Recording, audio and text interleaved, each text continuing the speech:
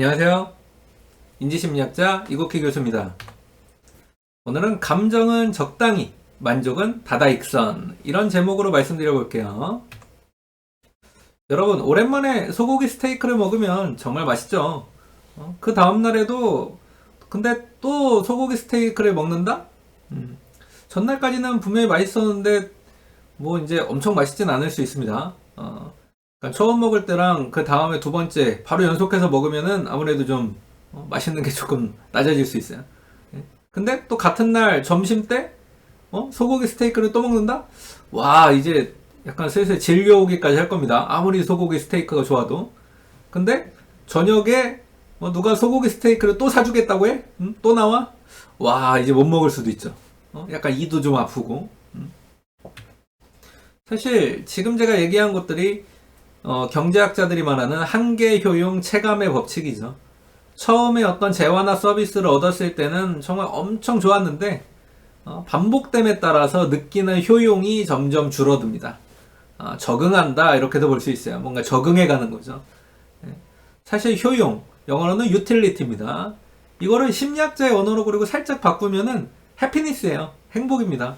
그러니까 한계 효용 체감의 법칙이라는 거는 심리학적으로 봤을 때는 행복 체감의 법칙이죠. 예.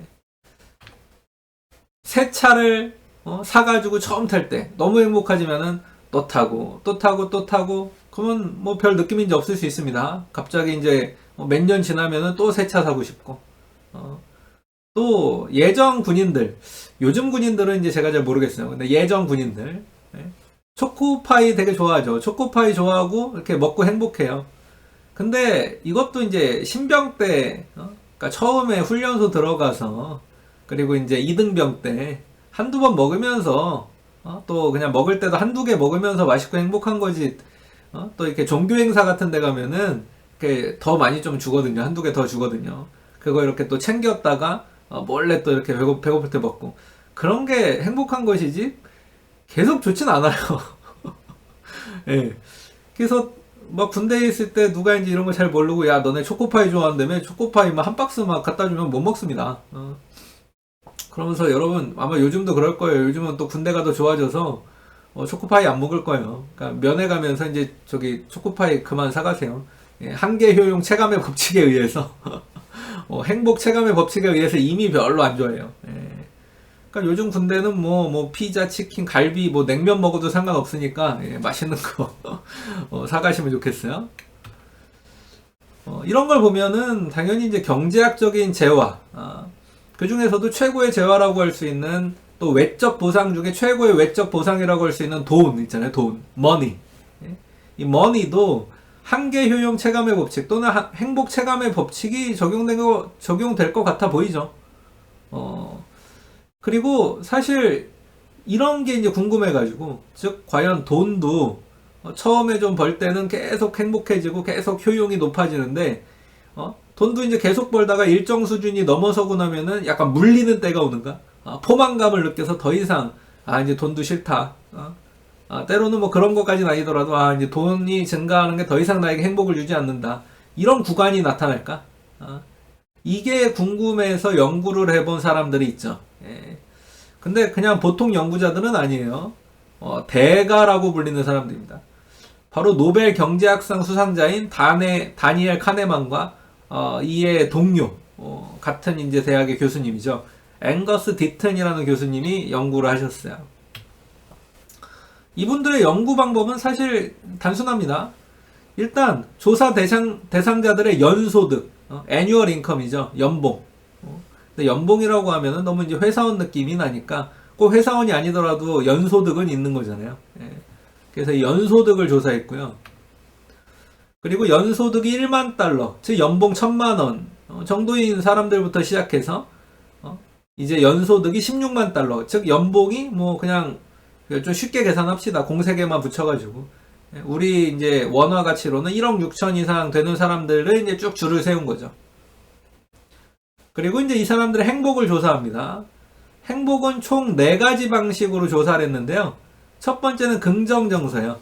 요 그래프에 보시면 여기 요 지금 위에 있는 거 positive effect. 이거는 질문이 이런 식이에요. 어제 웃거나 미소 지을 일이 있었느냐? 1점, 0점. 네? yes면 1점, 아니면 0점입니다. 그러니까 0에서 1 사이의 값을 갖게 되겠죠. 이제 평균을 내면. 그리고 이제 부정정서가 없었느냐? 그러니까 긍정정서가 있었던 것도 중요하지만 부정정서가 없는 것도 중요하잖아요. 그래서 어제 근심이나 걱정이 있었다 해서 어제 근심이나 걱정이 없었다네. 없었다. 없었다 해서 yes면은 1점, no면은 0점입니다. 이게 이제 영어로는 not blue죠. not blue. 예. 자, 그리고 이제 다음으로 스트레스가 없느냐? 요 제일 아래에 있는 거예요. 스트레스 free. 예. 어제 압박을 받거나 긴장하게 만드는 일이 없었다죠. 없었다. 예. 그래서 yes면 1점, no면 0점입니다.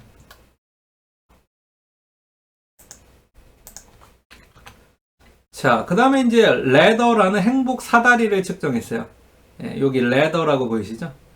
이거는 최근의 1년간의 내 삶은 나의 가능성과 잠재력을 충분히 발휘할 수 있는 삶이었다. 이런 질문에 대해서 0점부터 10점까지 답변하는 겁니다.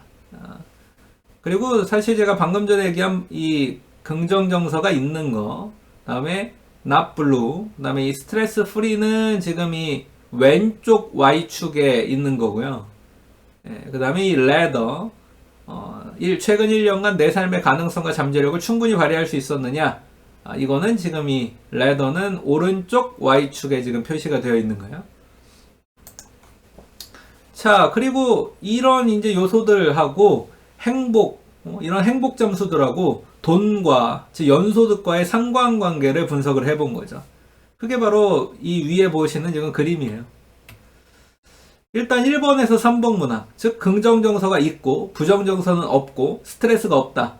즉 심리학자들이 보통 감정적 웰빙, 이모셔널 웰빙이라고 부르는 영역이죠. 이거부터 살펴보면 이런 감정적 웰빙은 비교적 짧은 시기 중에서 어떤 감정적 경험을 했는지 이걸 이제 의미했던 거고, 그래서 어제 어땠느냐, 어제 웃거나 미소 지을 일이 많았느냐, 걱정 근심 없었느냐, 스트레스 없었느냐, 이렇게 이제 물어본 거거든요. 그리고 이제 4번 ladder는 행복 사다리는 인지적 웰빙이라고 불러요. cognitive 웰빙. 이거는 이제 비교적 장기간에 걸쳐서 내 삶을 어떻게 평가하는지 이런 의미고요. 그래서 이제 최근 1년 비교적 장기간이 사용됐죠. 그리고 이 감정적 웰빙과 돈과의 이제 상관관계를 좀 살펴보도록 하겠습니다.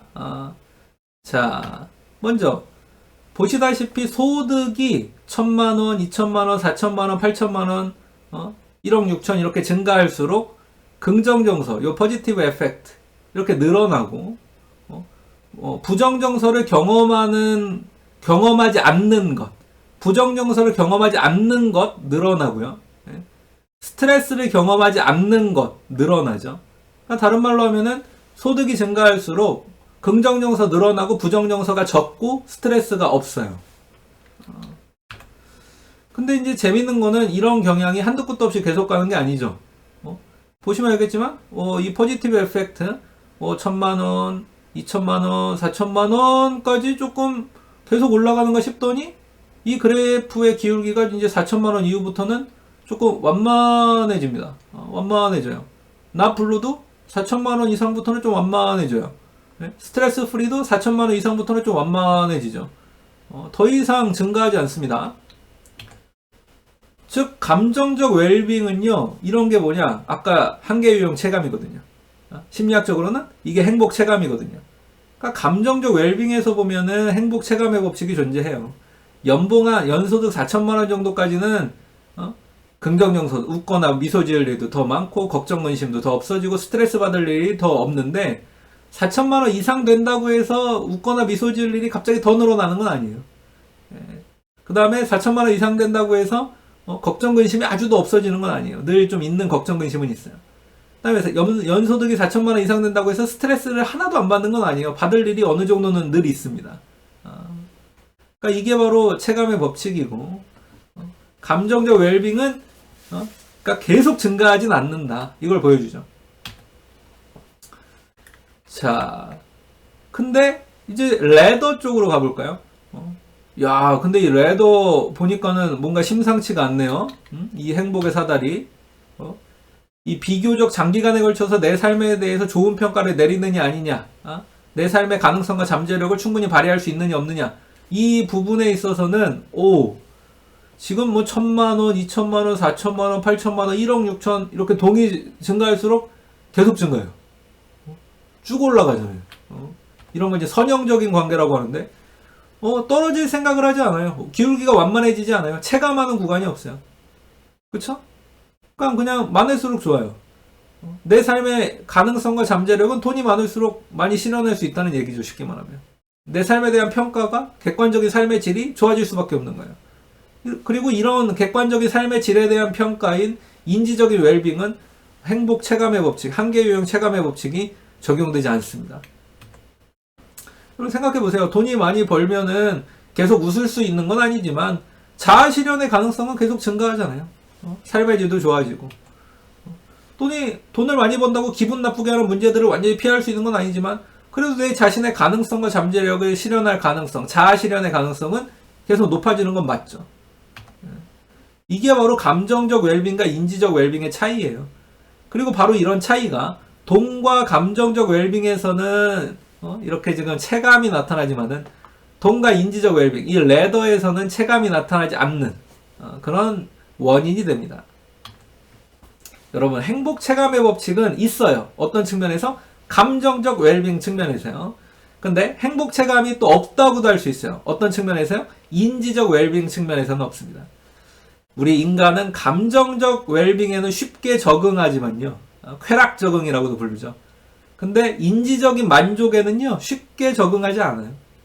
그래서 여러분, 감정은 적당한 선까지 유지하는 게 좋지만 만족은 다다익선입니다. 네, 오늘 이렇게 감정은 적당히, 만족은 다다익선이라고 한번 살펴봤고요. 지금까지 인지심리학자 이국희 교수였습니다. 감사합니다.